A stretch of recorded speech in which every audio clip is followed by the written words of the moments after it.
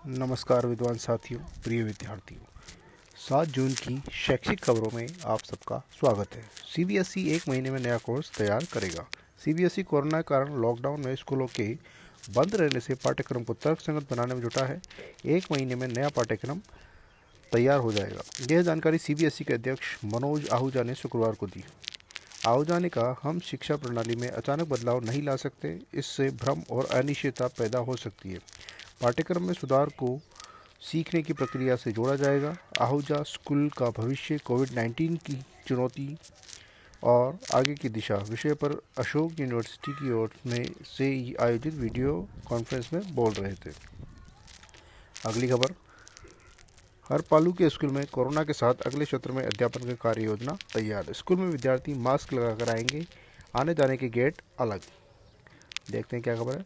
हर पालू गांव में शहीद विनोद कुमार राजकीय उच्च माध्यमिक स्कूल ने कोरोना महामारी के साथ अगले सत्र में अध्यापन की कार्य योजना तैयार की है। संस्था प्रधान विजय भान पूनिया के मार्गदर्शन में स्टाफ सदस्यों ने कोरोना के साथ किस प्रकार शिक्षण व्यवस्था को सुचारू किया जा सकता है पर वर्ष भर की कार्य योजना बनाई गई। कार्य योजना के प्रभारी दिनेश कुमार सांगवान ने बताया कि सभी बच्चों को नियमित मास्क पहनकर आना होगा। वही स्कूल में प्रवेश करते समय हाथों को सैनिटाइज भी करना होगा। स्कूल में बच्चों को रोग प्रतिरोधक क्षमता बढ़ाने वाली चीज़ें खिलाई जाएगी। बच्चों के मिड डे मील खाने में अदरक, लहसुन, हल्दी, तुलसी, काली मिर्च, नींबू आदि भी दिया जाएगा। विटामिन सी युक्त फल दिए जाएंगे। प्रत्येक विद्यार्थी को पोषाहार के लिए अलग से बर्तन दिए जाएंगे। नियमित स्वास्थ्य की जांच होगी। वही योग प्राणायाम करवाया जाएगा। सर्दी, खांसी, जुकाम जैसे लक्षण वाले तथा 10 वर्ष से कम आयु के विद्यार्थियों पर विशेष ध्यान रखने का प्रावधान योजना में शामिल किया है। योजना की विशेष बात यह भी है कि विद्यार्थियों की मनोवैज्ञानिक काउंसलिंग की व्यवस्था की गई है ताकि सभी छात्र कोविड-19 के प्रति सजग तो रहे लेकिन भयभीत नहीं हो और उनका मनोबल बना रहे। स्कूल में नियमित हाइपोक्लोराइड का छिड़काव किया जाएगा। यह जिले का संभवतः पहला ऐसा सरकारी विद्यालय है जिसमें अपने स्कूल की वार्षिक योजना में कोरोना महामारी के साथ स्कूल संचालन की योजना बनाई है। ये थी सादुलपुर से खबर। अगली खबर, मुख्य सचिव के आदेशों की भोपालगढ़ ब्लॉक में हो रही है अवहेलना। 5 जून को राजस्थान सरकार के सबसे बड़े प्रशासनिक अधिकारी मुख्य सचिव ने पूरे राजस्थान में एक आदेश जारी कर शिक्षकों को गैर शैक्षणिक कार्यों में ड्यूटी न लगाने का आदेश जारी किया। लेकिन भोपालगढ़ ब्लॉक में अनेक पंचायत प्रसार अधिकारी इन आदेश की पालना नहीं कर रहे हैं। 6 जून को ही अनेक पंचायत प्रसार अधिकारी यानी प्रधानाचार्यों ने शिक्षकों की गेहूं वितरण में ड्यूटी लगाने के आदेश जारी कर दिए, जो सरासर राज्य सरकार के मुख्य सचिव के आदेशों की अवहेलना है। भोपालगढ़ क्षेत्र में बीएलओ शिक्षक पिछले 4 माह से लगातार ड्यूटी कर रहे हैं। कोविड-19 में बीएलओ लगातार ड्यूटी कर रहे हैं। ग्रीष्मकालीन अवकाश घोषित हो जाने के बाद भी शिक्षकों को गैर शैक्षणिक कार्यों में ड्यूटी लगाई जा रही है, जो कि शोषण की पराकाष्ठा है। शिक्षक लगातार ड्यूटी करने के कारण तनाव में है। राजस्थान शिक्षक संघ युवा द्वारा बीएलओ को ड्यूटी मुक्त रखने के लिए भोपालगढ़ सीबीओ कार्यालय से आदेश भी जारी करवाया, लेकिन उसी सीबीओ कार्यालय द्वारा आदेश पुनः निरस्त कर दिया गया। राजस्थान शिक्षक संघ युवा के प्रदेशाध्यक्ष रामचंद्र आरसी जाखड़ ने यह मांग की है कि शिक्षकों की गैर शैक्षणिक कार्यों में ड्यूटी नहीं लगाई जाए। वह जो मुख्य सचिव के आदेशों की अवहेलना कर रहे हैं, पंचायत प्रसार अधिकारियों को जवाब तलब किया जाए। राजस्थान शिक्षक संघ युवा के ब्लॉक अध्यक्ष दिलीप चौधरी ने यह मांग की कि गैर शैक्षणिक कार्यों के लिए शिक्षकों की जो ड्यूटियां लगाई है वह आदेश वापस निरस्त किए जाए। यह थी खबर कि मुख्य सचिव के आदेशों की अवहेलना की जा रही है। बोर्ड परीक्षाओं के लिए जिले में बनेंगे 22 नए उपकेंद्र। विद्यार्थियों को मिलेंगे नए प्रवेश पत्र। एक कमरे में 60% ही विद्यार्थियों के बैठने की व्यवस्था होगी। माध्यमिक शिक्षा बोर्ड के निर्देशानुसार जिले में बोर्ड की शेष परीक्षाओं के लिए तैयारियां पूरी कर ली गई है। खासतौर पर कोरोना से बचाव को ध्यान में रखते हुए परीक्षा केंद्रों पर सोशल डिस्टेंसिंग मुख्य मसला बनाया गया है। इसे देखते हुए पूर्व के 162 परीक्षा केंद्रों में 22 नए उपकेंद्र जोड़ दिए गए हैं जहां परीक्षाएं करवाई जाएगी। ये थी बांसवाड़ा से खबर। बोर्ड परीक्षाओं के लेकर क्या व्यवस्थाएं हैं उसको लेकर न तारीख तय न सेंटर। अधर में 3 लाख विद्यार्थियों की परीक्षा व्यवस्था। एमडीएसयू प्रशासन ने 15 जुलाई से परीक्षा करवाने का दावा किया था। देखते हैं क्या खबर है। सोशल डिस्टेंसिंग के साथ यूनिवर्सिटी की परीक्षाओं को लेकर व्यवस्थाएं अभी तक तय नहीं हो पाई है। ऐसा तब है जब परीक्षाएं मिड जुलाई में कराने का दावा भी किया जा चुका है। अभी तक यूनिवर्सिटी प्रशासन परीक्षा सेंटरों को लेकर ही असमंजस में है। अब तक परीक्षा आयोजन की तारीख भी तय नहीं हो पाई है। पहले एमडीएसयू प्रशासन ने 15 जुलाई से परीक्षा कराने का दावा किया था। एमडीएस यूनिवर्सिटी के करीब 3 लाख विद्यार्थियों की परीक्षाएं होनी है। लॉकडाउन के कारण ये परीक्षाएं होल्ड पर थी। इसके बाद से ही परीक्षाएं कराए जाने को लेकर योजनाएं बनाई जाने लगी थी। अब तक कोई पुख्ता योजना सामने नहीं आई है। एमडीएस यूनिवर्सिटी के अलावा प्रदेश की अन्य यूनिवर्सिटियों में भी परीक्षाएं अटकी हुई है और सब राज्य सरकार के निर्देशों और गाइडलाइन का इंतजार में है। परीक्षा कराने के लिए जुलाई का महीना तय किया गया है। एमडीएस यूनिवर्सिटी की परीक्षा अजमेर संभाग में 100 से ज़्यादा सेंटरों पर आयोजित की जाती रही है। अब कोरोना संक्रमण के बचाव करते हुए सोशल डिस्टेंसिंग के पालन के साथ परीक्षाएं आयोजित करानी होगी। आयुक्तालय ने प्राइवेट कॉलेजों से 2 परीक्षार्थियों के बीच कम से कम 6 फीट की दूरी के आधार पर सेंटर की क्षमता का आकलन करके जानकारी मांगी है। यही नियम राजकीय कॉलेजों में बनाए जाने वाले सेंटरों पर भी लागू किया जाएगा। 6 फीट की दूरी से परीक्षार्थियों को बिठाकर 3 लाख विद्यार्थियों की परीक्षा 100 सेंटरों पर कराना नामुमकिन है। ऐसे में अब यूनिवर्सिटी प्रशासन को सेंटर बनाना ही होंगे। सरकार पर निर्भर है स्थिति। एमडीएसयू प्रशासन सेंटर बढ़ाने की दिशा में काम फिलहाल नहीं कर पा रहे हैं। इसके लिए राज्य सरकार की गाइडलाइन कॉलेज आयुक्तालय की ओर से जारी होने का इंतजार किया जा रहा है। आयुक्तालय जब ये गाइडलाइन जारी करेगा, इसके बाद यूनिवर्सिटी प्रशासन तय करेगा कि कितने सेंटर और बढ़ाने की ज़रूरत है। यूनिवर्सिटी की समस्या ये है कि जीसीए जैसे बड़े सेंटर पर भी 3000 की बजाय 960 विद्यार्थियों की परीक्षा एक शिफ्ट में हो पाएगी। ऐसे में कम से कम 50 सेंटर और बनाने होंगे। परीक्षाएं मिड जुलाई में कराने की तैयारी की जा रही है। फिलहाल गाइडलाइन का इंतजार है। गाइडलाइन आने के बाद नए सेंटर बनाए जाएंगे। प्रोफेसर सुब्रत दत्ता, परीक्षा नियंत्रक, एमडीएसयू अजमेर। अगली खबर, राज्य कर्मचारियों की ऑनलाइन प्राण जनरेशन की नई प्रक्रिया शुरू।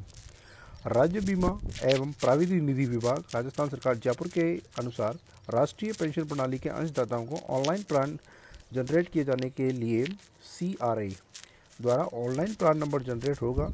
ऑनलाइन प्राण जनरेट मॉड्यूल OPGM विकसित किया गया है।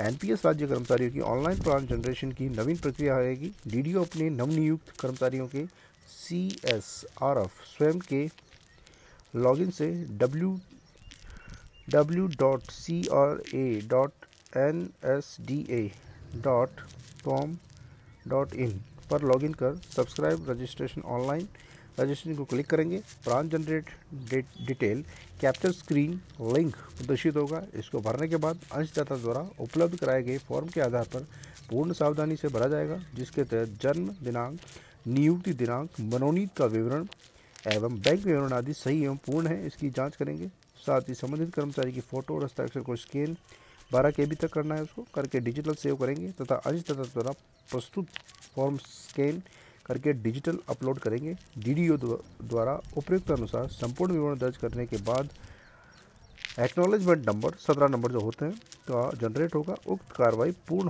होने पर कर्मचारी का CSRF बीमा विभाग के जिला कार्यालय को फॉरवर्ड हो जाएगा। इसके बाद डीडीओ द्वारा CSRF की हार्ड कॉपी 2 प्रतियों में बीमा विभाग कार्यालय को प्रस्तुत करनी होगी। उन्होंने यह भी बताया कि बीमा विभाग के जिला कार्यालय को फॉरवर्ड किया जाएगा। CSRF संपूर्ण जांच के बाद सेंट्रल रिकॉर्ड कीपिंग एजेंसी को अग्रेषित करेगा, जिसके आधार पर CRA अधिकतम 72 घंटे में अंशदाता को PRAN अलॉटमेंट कर देगा, जिसकी सूचना ईमेल अथवा रजिस्टर्ड मोबाइल नंबर के जरिए SMS प्राप्त हो जाएगी। समस्त डीडीओ उपरोक्त दिए गए निर्देशों की पालना करके ये सुनिश्चित करें। अच्छी खबर दी है। स्कूल में शिक्षक ने 4 साल में लगाए 700 पौधे। देखते हैं क्या खबर है। शिक्षक के जुनून ने बदली विद्यालय परिसर की तस्वीर। शिक्षक ने विद्यालय की दशा सुधारने का जुनून सवार हुआ तो सरकारी विद्यालय का कायाकल्प हो गया। पर्यावरण को साफ सुथरा और स्वच्छ रखने के लिए राजकीय उच्च माध्यमिक विद्यालय भोजासर परिसर में शिक्षक रामेश्वर जाखड़ ने स्कूल के स्टाफ व विद्यार्थियों के सहयोग से 700 पौधे लगाकर अनूठा उदाहरण पेश किया। तो ऐसी मिसाल हमें पेश करनी चाहिए। अपने अपने विद्यालयों में से पौधे लगाकर उसका सौंदर्यीकरण करना चाहिए विद्यालय का। अगली खबर, कोविड ड्यूटी में लगे शिक्षक ने फांसी लगाकर की आत्महत्या। देखते हैं क्या खबर है। मंडार तारा क्षेत्र के कसुआ गाँव निवासी एक अध्यापक जो BLO के पद पर तैनात थे, शनिवार को अमरपुरा स्थित अपने कुएं पर बने मकान में फांसी का फंदा लगा आत्महत्या कर ली। सूचना पर DSP फाऊलाल मीणा, SDM गोविंद सिंह व मंडार थाना अधिकारी भंवरलाल मौके पर पहुंचे और शव को मंडार अस्पताल लेकर आए। पुलिस को सुसाइड नोट भी मिला, जिसमें लिखा था कि वह अपने बच्चों की शादी के लिए समय नहीं दे पा रहे थे, इसलिए यह निर्णय लिया गया। इधर यह भी सामने आया है कि उन्हें अवकाश भी नहीं मिल रहा था, जबकि अधिकारियों का दावा है कि शिक्षक ने किसी भी तरह से अवकाश के लिए आवेदन नहीं किया था। थानाधिकारी भंवरलाल चौधरी ने बताया कि अध्यापक भीमाराम भील केसुआ गांव के रहने वाले थे और रायपुर में उनकी पोस्टिंग थी, जबकि अमरापुरा में उनकी कृषि कुआ था, जहां पर मकान बना रखा था और वहीं रहते थे। 15 जून को भीमाराम के बेटे व बेटी की शादी थी। इस पर शुक्रवार को ही परिवार को उन्होंने अपने गांव केसुआ भेज दिया था। रेवदर एसडीएम गोविंद सिंह ने कहा कि अध्यापक ने किस कारण से सुसाइड किया, इसकी जांच की जा रही है।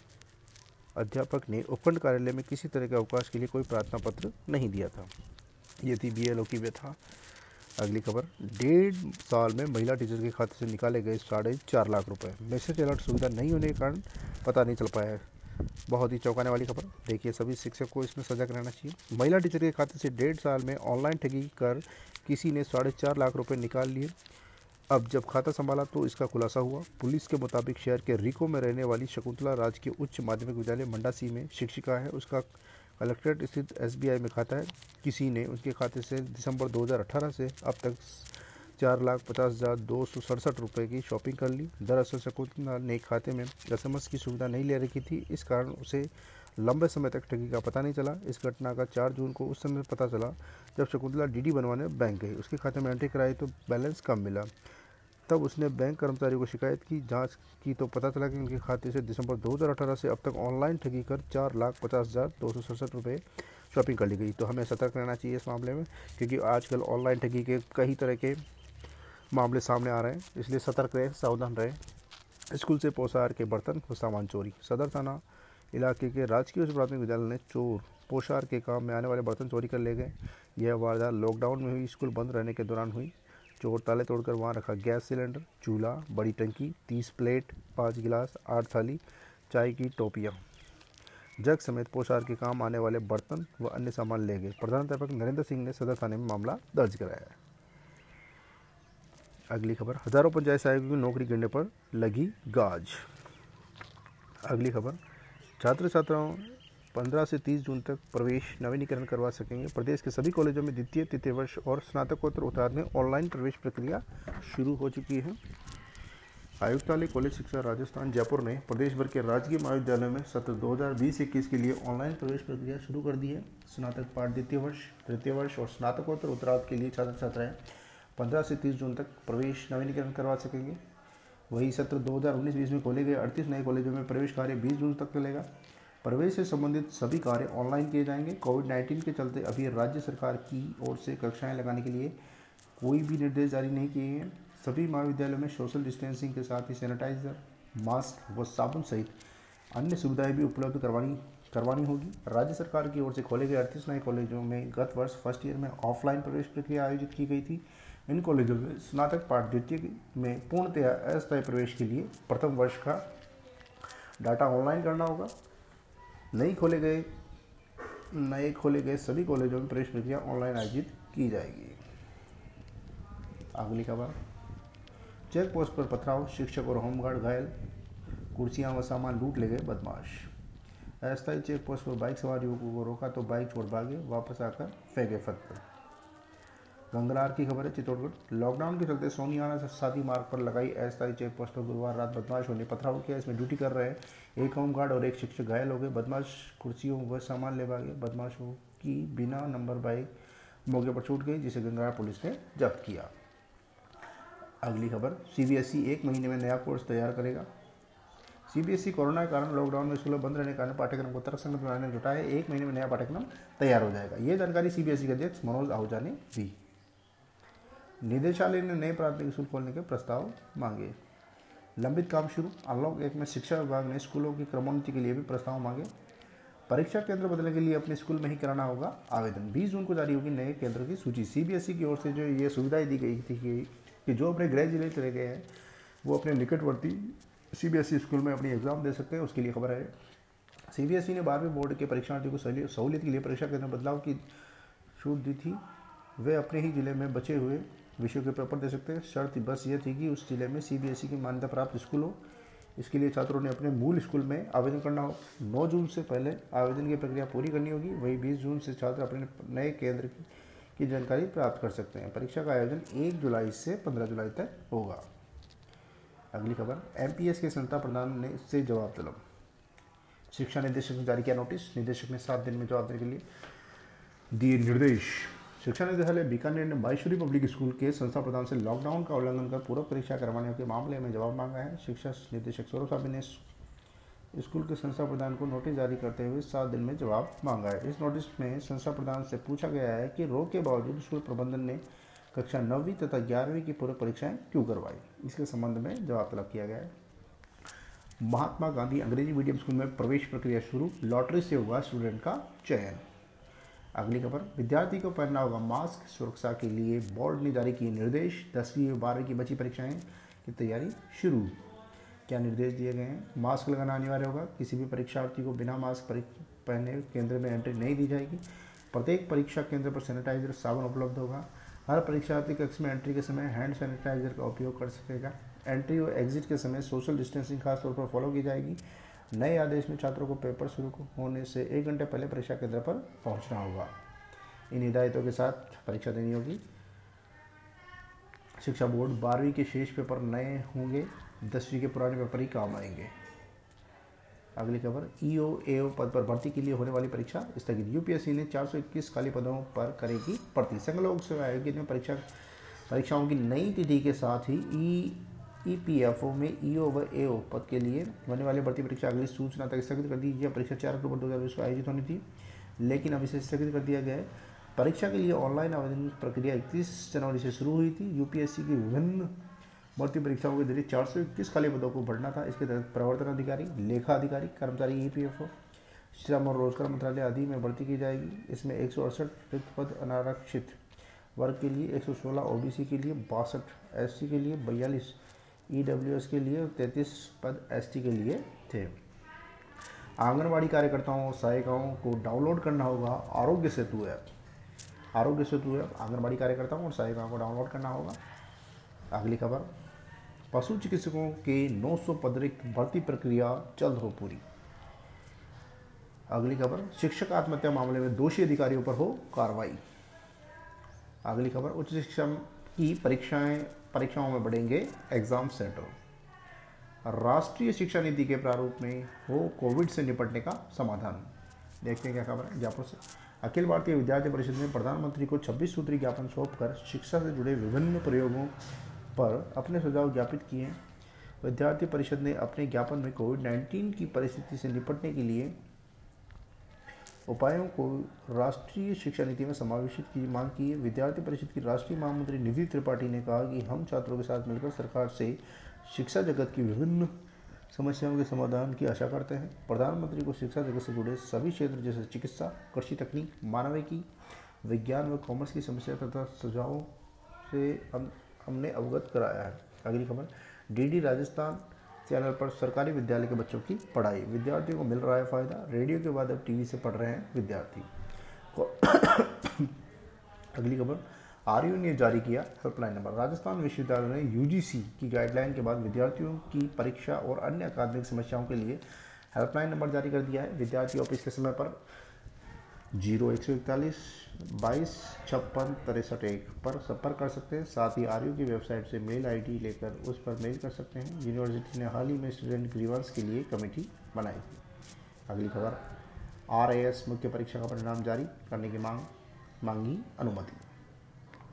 अगली खबर, प्रदेश के तकनीकी छात्रों को छूट देने की तैयारी, बाद में दे सकते हैं परीक्षा। टेक्निकल शिक्षा विभाग और विश्वविद्यालय कर रहे हैं इस पर विचार। दानदाताओं के नाम खुले, विद्यालयों से पत्राचार करने के निर्देश। एक साथ 25 जिलों में पढ़ाने वाले टीचर गिरफ्तार। देखते हैं कहाँ की खबर है। प्रदेश के 25 जिलों में फर्जी दस्तावेज से शिक्षिका की नौकरी करने वाली चर्चित अनामिका शुक्ला को शनिवार को कासगंज पुलिस ने बीएसए ऑफिस से गिरफ्तार कर लिया गया है। यहाँ से फरीदपुर स्थित कस्तूरबा आवासीय विद्यालय में शिक्षिका के पद पर तैनात है। पूछताछ में उसने खुद को कयामगंज फर्रुखाबाद की रहने वाली बताया। पुलिस उससे लगातार पूछताछ कर रही है। इस मामले में बीएसए ने स्वरूप कोतवाली में मुकदमा दर्ज कराया। वहीं डीएम ने इस संबंध में एक रिपोर्ट शासन को भेजी है। शासन की ओर से जिला प्रशासन ने अनामिका शुक्ला पुत्री सुभाष चंद्र शुक्ला के जनपद में बेसिक शिक्षा विभाग में नौकरी करने संबंधी सूचना मांगी गई। उधर मंडलीय सहायक शिक्षा निदेशक बेसिक अलीगढ़ ने भी इस संबंध में बीएसए से जांच रिपोर्ट मांगी। ये खबर उत्तर प्रदेश है, ध्यान रखें।